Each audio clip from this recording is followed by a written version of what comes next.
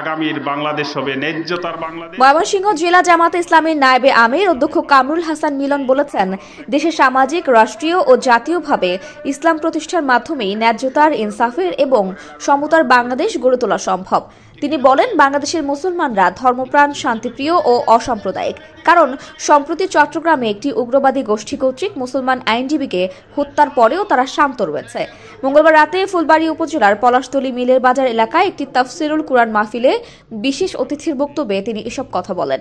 এই দেশে ইসলামকে সামাজিক, রাষ্ট্রীয়, জাতীয়ভাবে সকল ক্ষেত্রে ইসলামকে প্রতিস্থাপন করি এবং আগামীর বাংলাদেশ হবে ন্যায্যতার বাংলাদেশ, ইনসাফের বাংলাদেশ এবং ইসলামের বাংলাদেশ। গত কয়দিন আগে যে ঘটনাটা ঘটল চট্টগ্রামের আদালতে, একজন আইনজীবীকে প্রকাশ্য দিবালোকে যেভাবে হত্যা করা হলো, এটা যদি আমাদের পার্শ্ববর্তী দেশ ভারতে কোনো মুসলমান, কোনো হিন্দু আইনজীবীকে এইভাবে প্রকাশ্যে হত্যা করত, সেখানে কতগুলো মুসলমানের লাশ পড়তো আর কতগুলো মসজিদ ভাঙা হইতো বলেন।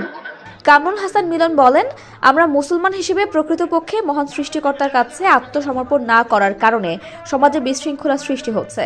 তাই পার্ট টাইম মুসলমান না হয়ে 24 ঘন্টার জন্য মহান আল্লাহর কাছে আত্মসমর্পণের মাধ্যমে প্রকৃত মুসলিম হয়ে সমাজের শান্তি প্রতিষ্ঠা করতে হবে। আমরা যেটা হয়েছে, আমরা আসলে পার্ট টাইম মুসলমান, কিন্তু ফুল টাইম মুসলমান কিন্তু না।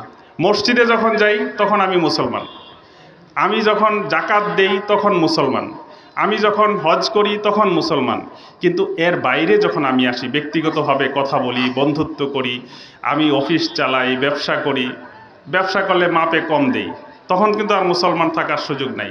এজন্য আসলে আমাদেরকে সার্বক্ষণিক 24 ঘন্টার জন্য আমাদের মুসলমান হইতে হবে। যদি 24 ঘন্টার জন্য আমি আল্লাহর কাছে আত্মসমর্পণ করি, তাহলে এই সমাজটা শান্তিময় হবে। স্থানীয় আবাবিল যুব সংঘের আয়োজনে তাফসিরুল কুরআন মাহফিলে পলাশ বালিকা উচ্চ বিদ্যালয়ের সহকারী শিক্ষক মাওলানা আবুল কালাম আজাদের সভাপতিত্বে প্রধান অতিথি ছিলেন উপজেলা বিএনপির যুগ্ম আহ্বায়ক অ্যাডভোকেট রেজাউল করিম চৌধুরী। বক্তব্য রাখেন জেলা জামাতে ইসলামের সাবেক আমির অধ্যাপক জসিমউদ্দিন প্রমুখ। এতে প্রধান বক্তা হিসেবে আলোচনা রাখেন আন্তর্জাতিক খ্যাতিসম্পন্ন মুফাসসিরে কোরআন আল্লামা তারেক মনোয়ার। আলোচনা রাখেন বাংলাদেশ টেলিভিশনের সাবেক ধর্মীয় আলোচক মাওলানা ইউসুফ আলী নুরী সহ প্রখ্যাত ইসলামী আলোচকবৃন্দরা। এতে দূর দূরান্ত থেকে আগত ধর্মপ্রাণ মুসলমানেরা অংশগ্রহণ করেন।